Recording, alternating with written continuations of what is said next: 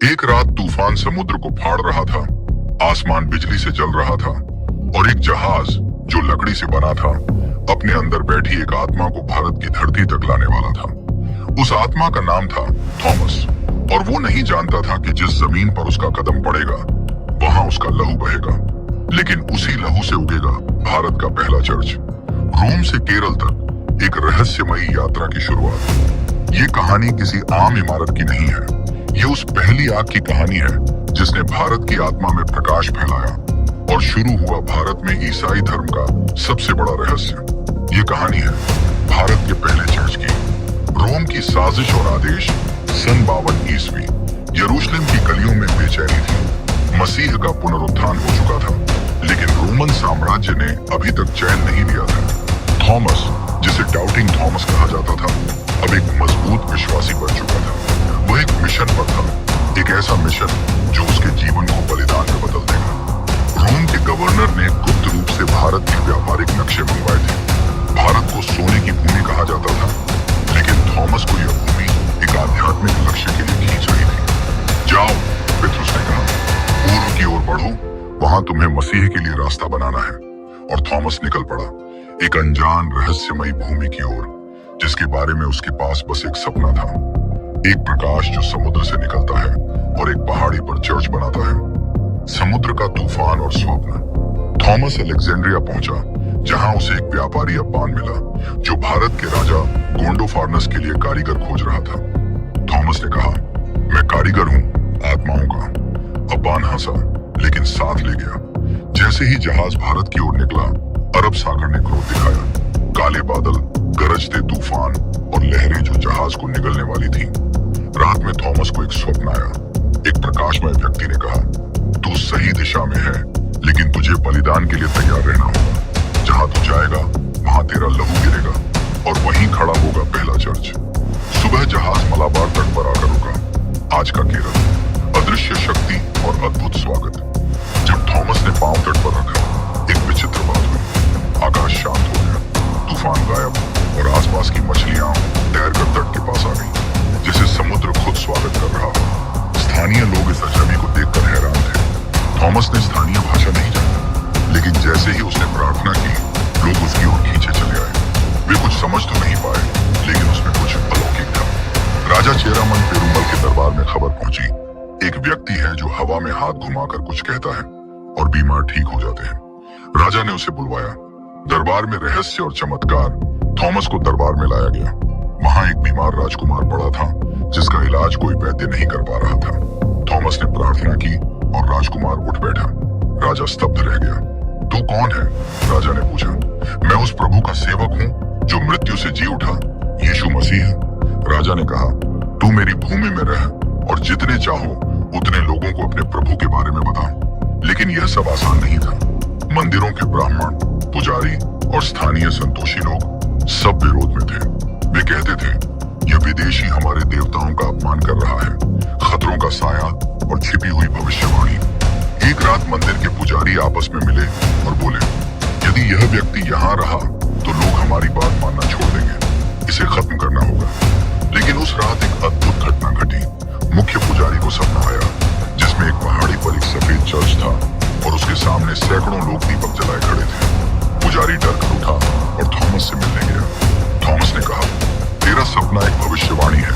यहाँ एक चर्च बनेगा और तू चाहे रोक ले, पर कोई रोक नहीं पाएगा। पहले चेलों की नियुक्ति। थॉमस ने कुछ स्थानीय लोगों को प्रशिक्षित किया, जैसे कि हब्बन, कोप्पन और बरुण।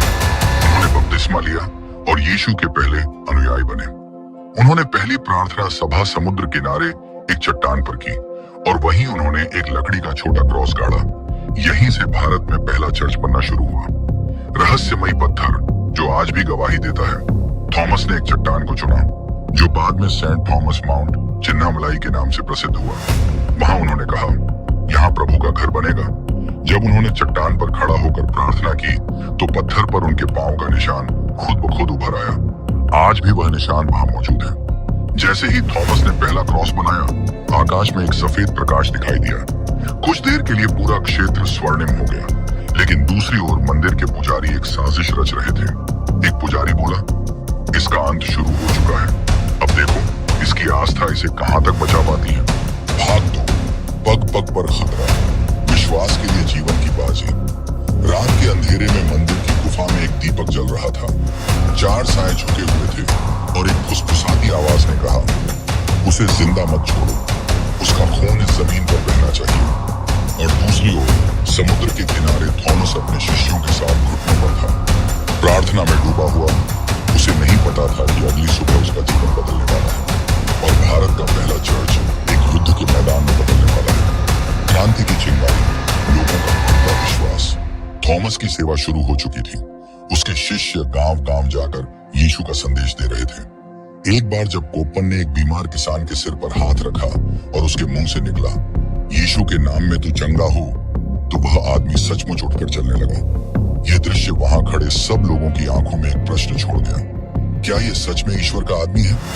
धीरे धीरे आसपास के गांवों में खबर फैलने लगी, एक विदेशी आया है जो बीमार ठीक करता है, जो जीवन की बात करता है और जो मरकर जी उठे हुए प्रभु की बात करता है। मंदिर का कोप, विरोध की शुरुआत। मंदिर के मुख्य पुजारी संपताचार्य को जब पता चला कि गांवों में लोग मंदिरों से हटकर थॉमस के पास जा रहे हैं, तो उसने सभा बुलाई।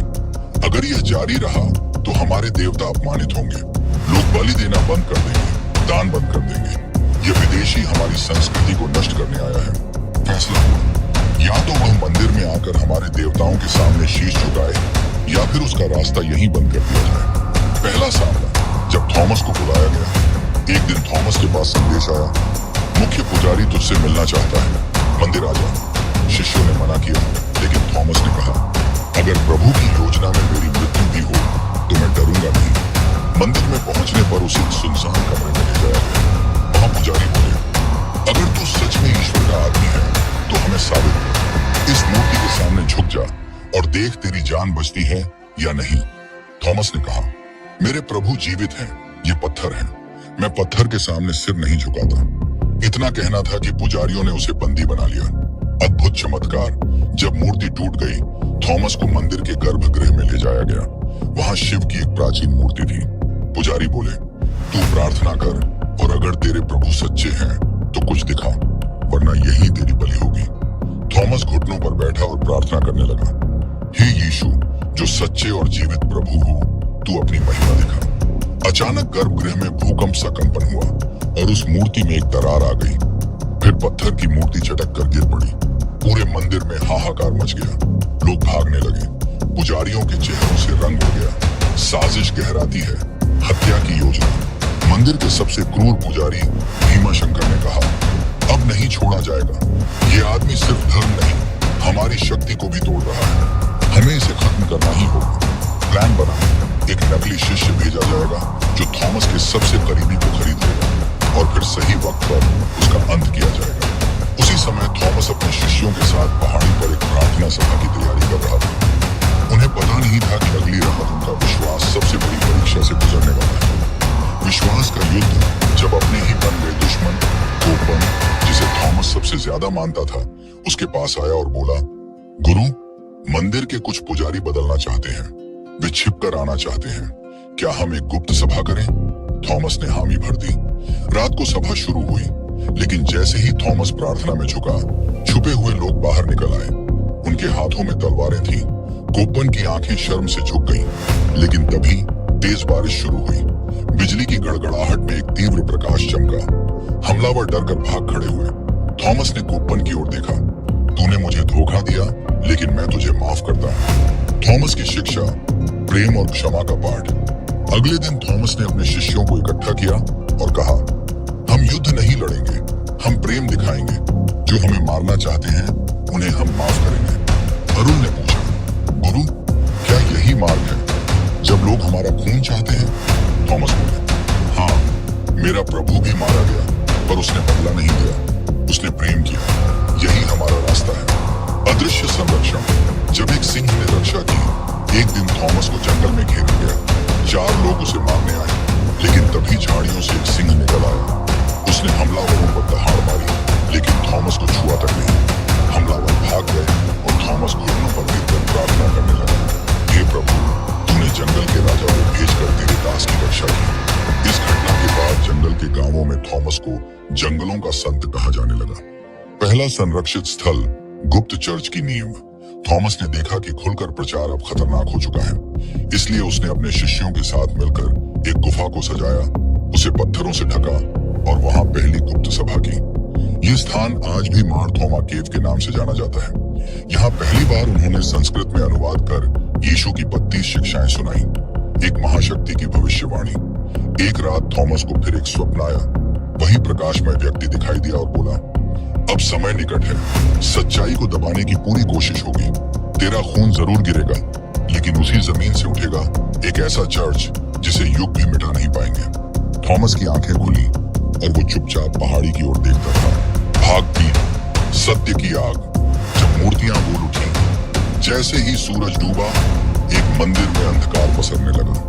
पुजारी मूर्ति के सामने दीपक जला ही रहा था कि अचानक मूर्ति की आंखों से रक्त बहने लगा और उसी क्षण एक रहस्यमयी आवाज गूंज उठी, वह जो सत्य को लाया उसका लहू बहाया जाएगा, लेकिन तुम्हारी मूर्तियां अब चुप नहीं रहेंगी। उधर पहाड़ की गुफा में थॉमस एक भविष्यवाणी लिख रहा था और उसने कहा, मेरे खून के हर कतरे से उठेगा एक दीपक और भारत अंधकार से उजाला देखेगा। मिशन का विस्तार पहाड़ों के पार था। थॉमस अब केरल और तमिलनाडु की सीमाओं को पार कर रहा था। वह पालघर की पहाड़ियों में पहुंचा, जहां जनजातियां ईश्वर के नाम पर बलि देती थीं। थॉमस ने वहां सत्य की सभा नाम से एक प्रार्थना मंडली बनाई। शुरू में लोग डरे, लेकिन जब एक मूक लड़की उसके स्पर्श से बोलने लगी तो पूरा गांव थॉमस को देवदूत कहने लगा। मंदिर में खलबली, रहस्यमयी घटनाएं शुरू। वापस मदुरई के एक मंदिर में पुजारी नंदीवर्मन ने देखा कि मंदिर की मूर्ति रोज रात अपनी दिशा बदल रही है। वह चीखा, यह कोई साधारण संकट नहीं, यह उस विदेशी का प्रभाव है। मूर्तियां अब हमें चेतावनी दे रही हैं। एक रात जब वह पूजा कर रहा था, मूर्ति के मुख से आवाज आई, सत्य को पहचानो वरना पत्थर भी बोल उठेंगे। जनसभा में अद्भुत घटना, पानी में आग। थॉमस ने एक नदी किनारे जनसभा की। वहां हजारों लोग जमा हुए। एक पुजारी चिल्लाया, अगर ये आदमी सच्चा है तो इस पानी में आग जला के दिखाए। थॉमस ने प्रार्थना की और नदी की सतह पर एक जगह तेज प्रकाश चमकने लगा। फिर वहां आग की एक लपट सी उठी और कुछ सेकंड में फिर पानी शांत हो गया। लोग सन्न, पुजारी भयभीत। षड्यंत्र की पराकाष्ठा। थॉमस को दानव घोषित किया गया। राजा के दरबार में पुजारियों ने शिकायत की, ये विदेशी एक मायावी है, ये लोगों को जादू से भ्रमित कर रहा है, इसे देश निकाला दिया जाए। राजा महेंद्र वर्मन ने गुप्तचरों को भेजा। उन्होंने देखा कि थॉमस पहाड़ियों में भूखों को खाना खिला रहा है, बीमारों की सेवा कर रहा है। राजा चौंक गया, यह कैसा मायावी है जो प्रेम सिखाता है।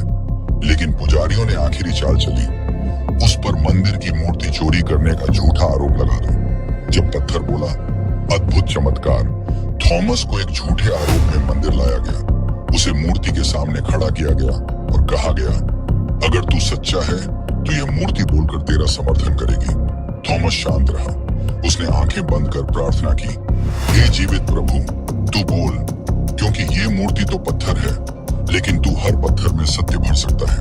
अचानक पूरे मंदिर में कंपन हुआ और मूर्ति के होंठों से धीमी आवाज आई, जो मेरे पास आया वह सत्य लाया, इस पर दोष मत लगा।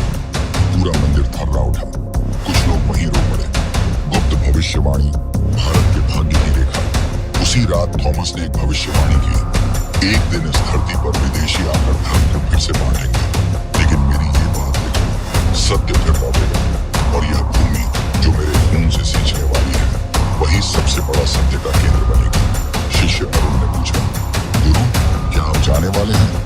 थॉमस ने धीरे से कहा, नहीं अभी नहीं, लेकिन तू लिखता जा, मेरी बात यह लेखनी ही गवाही देगी। सत्य की यात्रा, एक लुप्त जाति का उद्धार। थॉमस एक ऐसे गांव पहुंचा जिसे लोग शापित क्षेत्र कहते थे। वहां लोगों को कुष्ठ रोग था। सदियों से कोई साधु वहां नहीं गया। थॉमस ने वहां पहुंचकर रोगियों को छुआ और सबसे आश्चर्य की बात, 3 दिन के अंदर 20 रोगियों की चमड़ी साफ हो चुकी थी। इस घटना को आज भी कुछ कोंकण गांवों में थॉमस पर्व के रूप में याद किया जाता है। स्वर्ण क्रॉस का रहस्य। एक दिन थॉमस को एक पुरानी गुफा में एक सुनहरी क्रॉस मिला। उस पर अरामी भाषा में लिखा था, सत्य जहां हो वहीं मैं हूं। थॉमस ने उसे पहाड़ी पर रख दिया और कहा, जिस दिन मेरी मृत्यु होगी यह क्रॉस चमक उठेगा और तब एक नया युग शुरू होगा। अग्नि परीक्षा। जब थॉमस को जलाने की कोशिश हुई, कुछ अंधे भक्तों ने थॉमस को घेर लिया। उन्होंने उसे बांधकर आग लगाने की कोशिश की, लेकिन जैसे ही आग जलाई गई, तेज बारिश शुरू हो गई और उस स्थान पर बिजली गिरी। लेकिन थॉमस को कुछ नहीं हुआ। उन लोगों में से दो ने वहीं घुटनों पर गिरकर कहा, हमने जो किया उसके लिए क्षमा करें। थॉमस ने मुस्कुराकर कहा, प्रेम और क्षमा, यही मेरा उत्तर है। निर्णय का क्षण। राजा महेंद्र वर्मन अब स्वयं भ्रम में था। उसने थॉमस को बुलाया और कहा, तेरे कार्य अद्भुत हैं, पर मेरा राज्य अशांत हो गया है। या तो तू प्रचार बंद कर दे या राज्य छोड़ दे।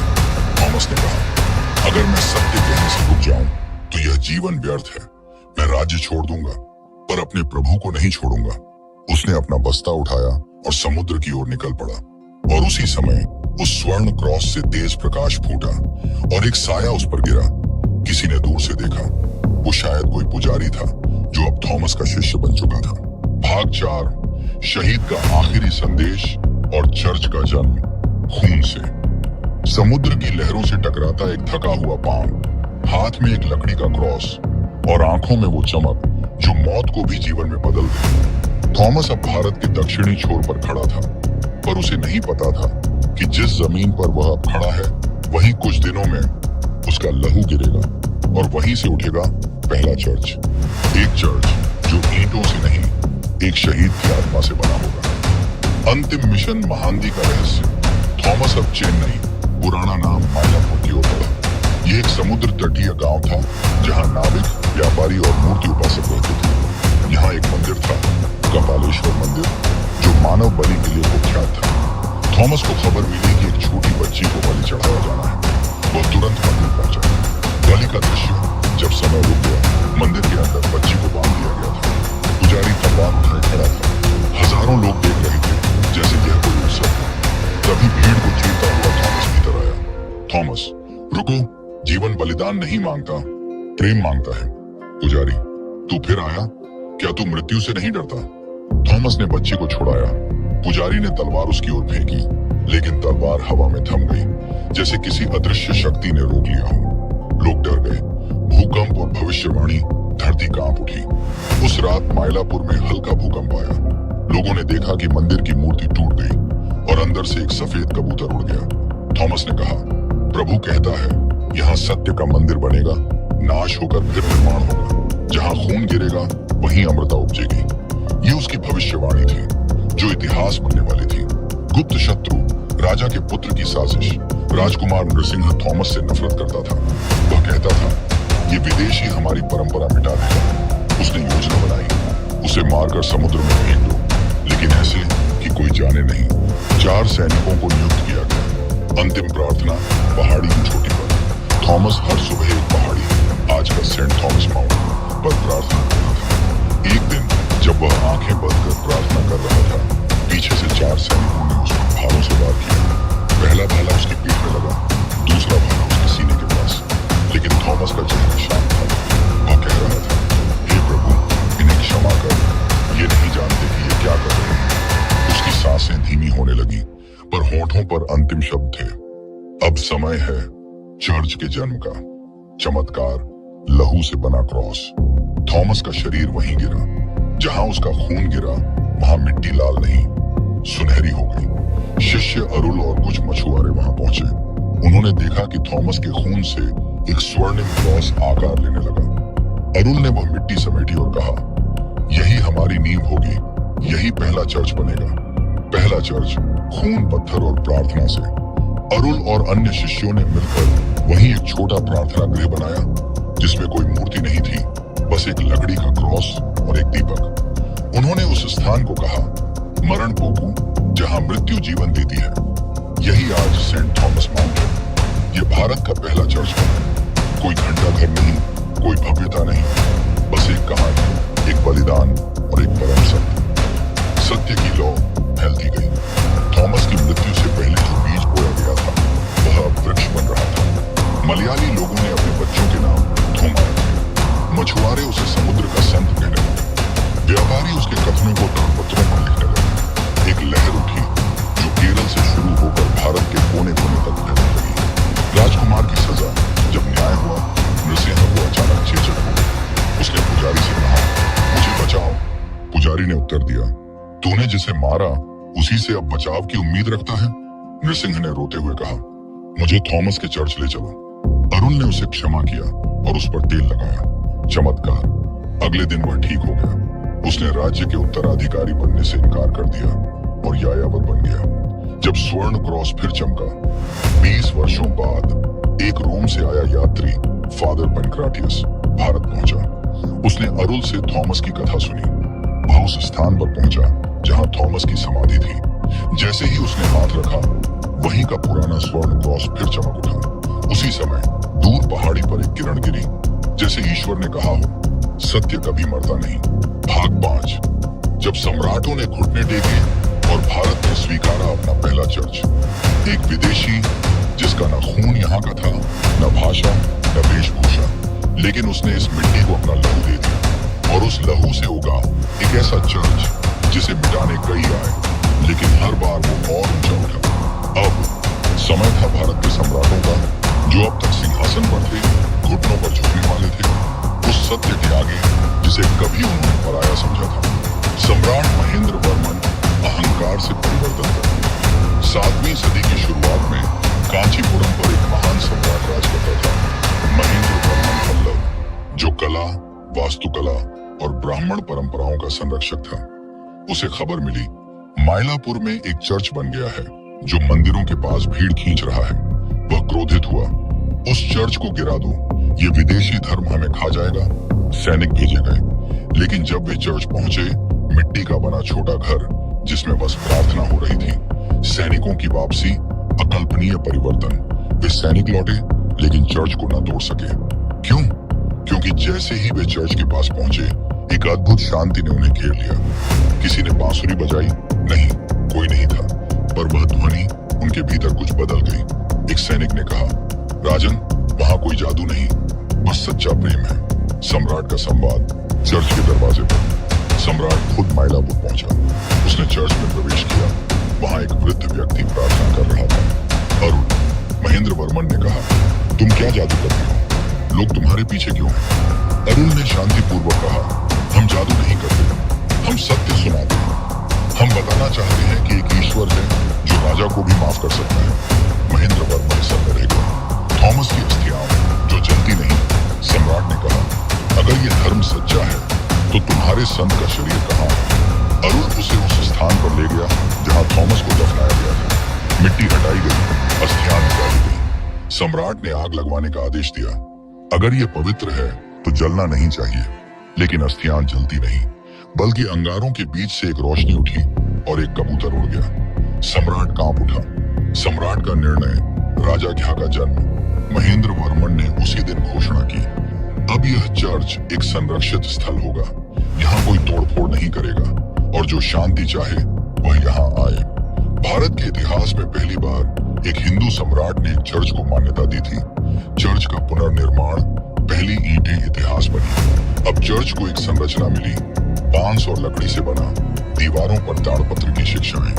अरुण ने उसमें एक कोना बनवाया जहां थॉमस की अस्थियां रखी गई। चर्च का नाम रखा गया बेथ थोमा, थॉमस का घर। विदेशी आगंतुक जब रोम भी झुक गया। कुछ वर्षों बाद रोम से एक प्रतिनिधि मंडल भारत आया, जिसमें एक वरिष्ठ पादरी फादर एलियास थे। उन्होंने चर्च देखा, थॉमस की कब्र पर प्रार्थना की और रोम में लिख भेजा। भारत में ईसाई धर्म फैल रहा है। ये थॉमस की भूमि है, ये भूमि पवित्र है।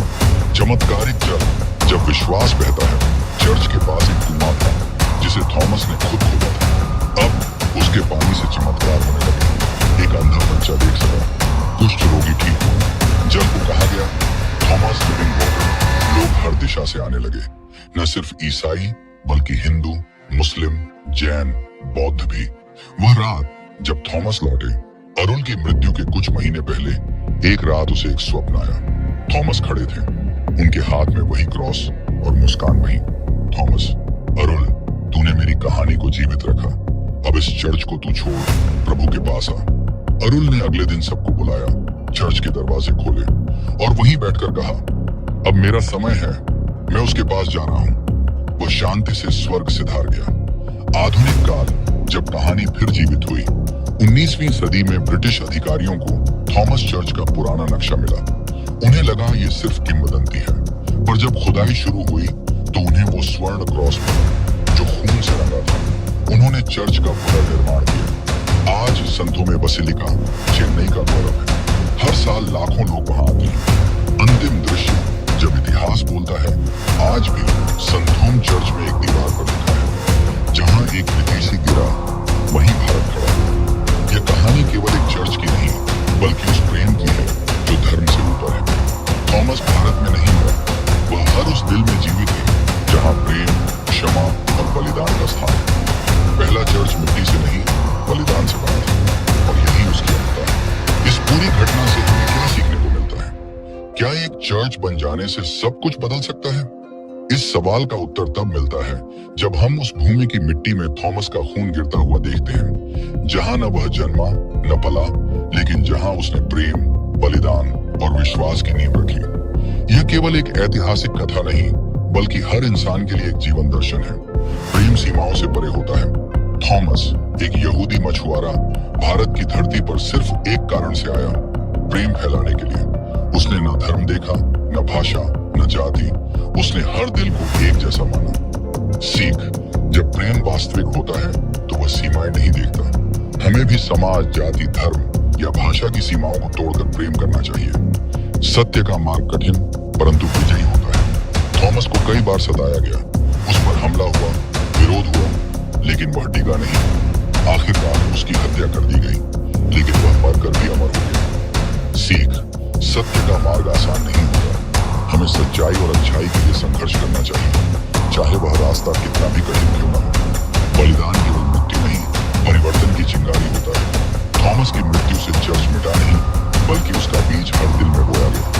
अरुण, एक युवा भारतीय, उसका उत्तराधिकारी बना। सीख, जब कोई सच्चे उद्देश्य के लिए बलिदान देता है, उसका प्रभाव पीढ़ियों तक रहता है। हमें अपने जीवन को सिर्फ अपने लिए नहीं, बल्कि दूसरों के कल्याण के लिए समर्पित करना चाहिए। संवाद और करुणा धर्म परिवर्तन नहीं, दिल परिवर्तन का माध्यम। थॉमस ने कभी तलवार से धर्म नहीं फैलाया। उसने कभी जबरन किसी को ईसाई नहीं बनाया। उसने बस प्रेम, क्षमा और करुणा की बातें की, और लोग खुद खींचते चले आए। सीख, धर्म का मतलब जबरदस्ती नहीं होता, बल्कि प्रेरणा होती है। अगर आप सच्चे हैं, लोग खुद आपके विचारों को सुनना चाहेंगे। सम्राट भी सत्य के सामने झुकते हैं। महेंद्र वर्मन, एक शक्तिशाली सम्राट जो पहले चर्च को तोड़ना चाहता था, वह अंत में घुटनों पर आया और चर्च को सम्मान दिया। सीख, सत्ता, धन और अहंकार क्षणिक होते हैं। केवल सत्य और प्रेम ऐसे मूल्य हैं जो राजाओं को भी झुका सकते हैं। चर्च एक इमारत नहीं, एक जीवित गवाही है। थॉमस का चर्च मिट्टी से बना था, लेकिन उसमें वो आत्मा थी जो कभी नष्ट नहीं हुई। वो एक इमारत से कहीं अधिक था। वो एक मिशन, एक विश्वास और एक इतिहास था। सीख, कोई भी धार्मिक स्थल तब तक पवित्र नहीं जब तक उसमें आत्मा, समर्पण और सेवा का भाव न हो। हमें अपने विश्वास को ईंटों से नहीं, कर्मों से बनाना चाहिए। भारत की आत्मा, विविधता में एकता। यह कहानी भारत की आत्मा को दर्शाती है, जहां एक यहूदी मसीहा क्रांति आई। भारत में मदद, बिना हिंसा, बिना क्रांति, लोगों के दिलों में स्थान बनाता है। सीख, भारत की भूमि सहिष्णुता, आदान प्रदान और आत्मिक एकता की भूमि है। हमें अपनी संस्कृति को संकीर्णता से नहीं, उदारता से देखना चाहिए। बाइबल का संदेश, हर काल, हर भूमि के लिए। थॉमस के शब्दों में यीशु का वचन गूंजा, प्रेम करो, क्षमा करो, अपने शत्रु के लिए भी प्रार्थना करो। इन बातों ने लोगों को झकझोरा, क्योंकि वे न केवल सुनने योग्य थी, बल्कि जीने योग्य थी। सीख, बाइबल केवल किसी जाति या देश की पुस्तक नहीं, यह हर मानव के लिए है। उसमें जो संदेश है वह कालातीत है। चमत्कार केवल ऊपर से नहीं, भीतर से होते हैं। लोगों ने चर्च के जल से चमत्कार देखे, लेकिन असली चमत्कार यह था कि पत्थर से कठोर दिल प्रेम से पिघलने लगे। सीख, चमत्कार केवल चमत्कारी घटनाएं नहीं होते, बल्कि जब हम भीतर से बदलते हैं, वह सबसे बड़ा चमत्कार होता है। एक जीवन, एक बीज जो पीढ़ियों तक फल देता है। थॉमस का जीवन केवल 20 साल रहा भारत में, लेकिन वह 2000 साल तक जीवित है। क्यों? क्योंकि उसने अपने जीवन को बीज की तरह बो दिया। सीख, जीवन की लंबाई नहीं, उसकी गहराई मायने रखती है। हम भी अपने छोटे से जीवन से इतिहास रच सकते हैं। निष्कर्ष, जो मिट्टी में गिरा वह भारत की आत्मा में समा गया। आज संतोम चर्च केवल एक दर्शनीय स्थल नहीं है, वह गवाही है कि जब एक मनुष्य प्रेम, विश्वास और साहस से खड़ा होता है तो वह पूरी सभ्यता को बदल सकता है। पहला चर्च केवल ईंटों से नहीं बल्कि एक टूटे हुए इंसान के समर्पण से बना था, और यही उसकी शक्ति है जो आज भी हमें सिखाती है कि अगर एक थॉमस इस धरती पर इतिहास लिख सकता है तो हम भी अपने जीवन में नया अध्याय जोड़ सकते हैं।